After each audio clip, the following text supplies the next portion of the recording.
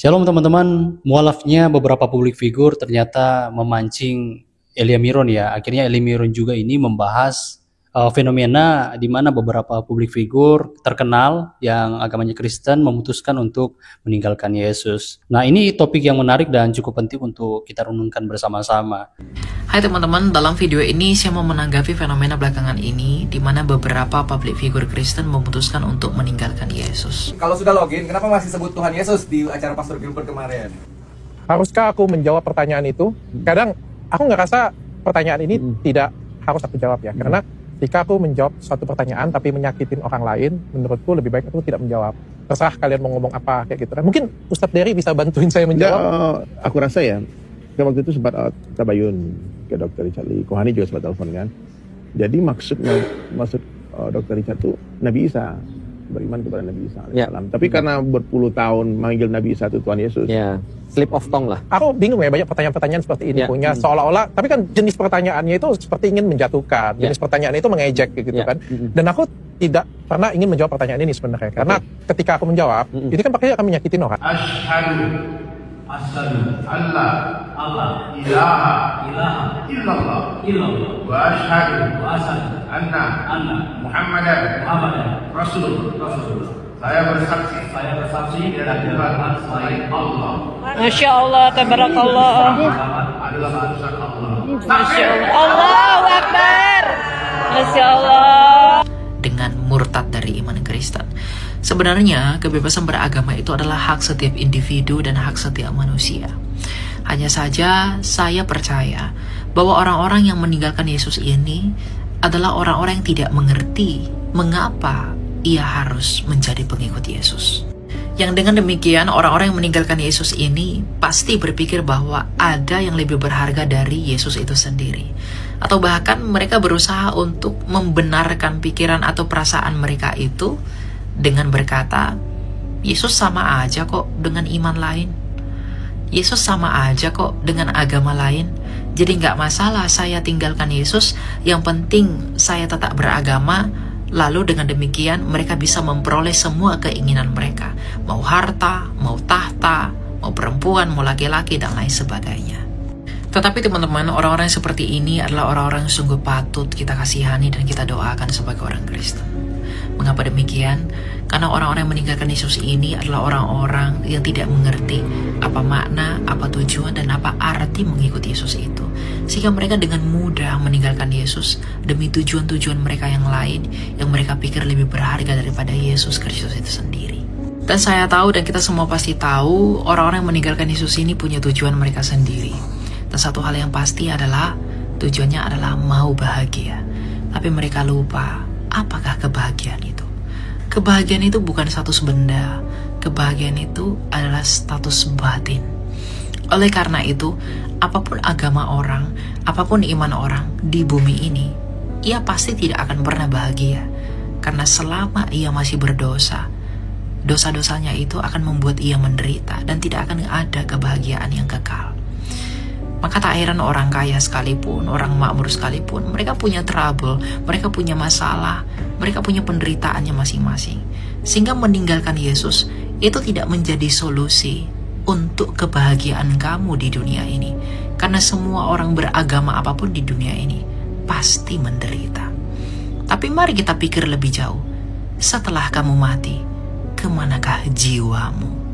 Apakah kamu yakin setelah kamu mati, jiwamu akan bahagia? Maka dengan demikian, keadaan kita setelah kematian adalah alasan kita untuk tidak meninggalkan Yesus. Renungkan dan pertanyakanlah dalam hatimu, kepada siapakah jiwamu itu kamu percayakan? Kepada siapakah jiwamu setelah kematian itu kamu gantungkan? Ingatlah wahai manusia, yang kamu takutkan adalah kematian. Semua orang berlomba-lomba tidak mau mati, menghabiskan uang demi pengobatan dan lain sebagainya. Tapi bagaimanapun kamu akan mati. Tapi setelah kematian itu, kemanakah kamu akan pergi? Mengapa kamu tidak mempercayakan jiwamu setelah kematianmu kepada Yesus yang telah mati namun hidup kembali? Agar engkau pun ketika kamu mati, engkau memiliki nasib yang sama seperti Yesus, yaitu hidup kembali. Bukankah hidup itu yang kamu inginkan. Lalu mengapa kamu meninggalkan Yesus dan menjual Dia demi sesuatu yang dapat rusak, demi sesuatu yang dapat usang? Inilah yang tidak kamu mengerti, sehingga kamu dengan gampang menjual dan meninggalkan Yesus itu. Karena bagaimanapun, engkau tidak akan pernah bisa menemukan sosok yang seperti Yesus yang telah mati namun hidup kembali, yang adalah kerinduan jiwamu. Ketika kamu meninggalkan Yesus, kamu mempercayakan jiwamu kepada siapa? Kepada orang mati yang tidak bangkit-bangkit, bukan? Kepada batu yang tidak dapat berbicara, bukan? Kepada patung yang tidak bisa berbuat apa-apa, bukan? Inilah yang tidak kamu pahami, wahai orang-orang Kristen yang meninggalkan Yesus. Ini yang tidak kamu pahami, sehingga kamu dengan mudahnya meninggalkan Dia. Jangan tinggalkan Yesus, kembalilah. Kamu tidak akan bisa berbuat apa-apa di luar dari Yesus.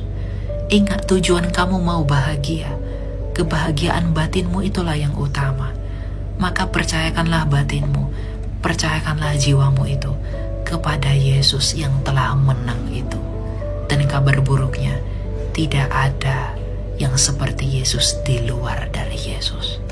Maka kemanapun kamu mencari yang seperti Yesus demi kebahagiaanmu, kemanapun kamu pergi untuk bahagia, mencari kebahagiaan dan apapun itu, kamu tidak akan pernah menemukannya di luar Yesus. Kalaupun kamu menemukannya, itu hanya ilusi, itu hanya tipu daya, itu hanya kebohongan yang sebenarnya akan membinasakan kamu. Jadi setialah di dalam Yesus, tetaplah di dalam Yesus, agar kebahagiaan yang kamu dambakan itu kamu peroleh kelak setelah kematianmu di dalam Dia. Jangan jual Yesus, jangan tinggalkan Dia demi apapun, karena tidak ada yang lebih berharga dan tidak ada yang seperti Dia. Tuhan menolong kita dan mengasihani kita. Salam saudara-saudara, itu dia video yang baru saja kita tonton tadi videonya, yaitu tanggapan terbuka yang diberikan oleh seorang Elia Mayron, khususnya kepada mualaf yaitu Dr. Richard Lee dan juga Bobon Santoso, yang mana mereka telah meninggalkan Yesus. Dan memang kita di negara Kesatuan Republik Indonesia tidak boleh memaksa dan tidak boleh melarang siapapun untuk masuk ataupun untuk keluar dari agama seseorang. Itu adalah pilihan hak masing-masing sebagai warga negara Kesatuan Republik Indonesia. Tetapi Elia Mayron memberikan suatu hal yang baik ataupun nasihat. Bagaimana kita yang meninggalkan Yesus adalah sangat rugi. Karena hanya kepada Yesus kita berharap. Yang mana kita tahu di dunia ini yang namanya penderitaan, semua pasti mengalami. Agama apapun dia, suku apapun dia, dan dimanapun dia berada, pasti dia mengalami yang namanya penderitaan. Tetapi penderitaan bukanlah alasan bagi kita untuk meninggalkan Yesus. Karena Yesus itu adalah Tuhan yang memang bukan hanya memberikan kita kekuatan saat kita ada di dunia, tetapi juga Yesus memberikan kepada kita jaminan kehidupan yang kekal. Yang mana seorang Elia Mayron mengatakan tadi bahwa batu, ya tidak bisa menyelamatkan kita. Tetapi hanya Yesus yang adalah Allah, yang telah menjadi manusia, Allah yang berinkarnasi, Allah yang nyata, Allah yang benar. Hanya Dia yang mampu menolong kita. Dan di pesan tadi kita sudah dengar, Elia Mayron mengatakan sebelum kita meninggal dunia, pastikan kita tetap untuk percaya dan mengikut Kristus. Karena apabila kita memiliki segala sesuatu, katakan kita memiliki kekayaan, kita memiliki jabatan, kita memiliki nama yang baik dan terkenal di katakan Indonesia ini. Tapi kalau kita suatu saat meninggal dunia, jiwa kita binasa, maka semuanya adalah kesia-siaan. Makanya dikatakan dalam Matius 16 ayat 26, apa gunanya seseorang memperoleh seisi dunia ini, tapi ia kehilangan jiwanya. Artinya, kalau kita memiliki seisi dunia, bukan berarti dilarang. Ya gak apa-apa, kejar impianmu. Ya, sampai ke negeri Cina, gak apa-apa.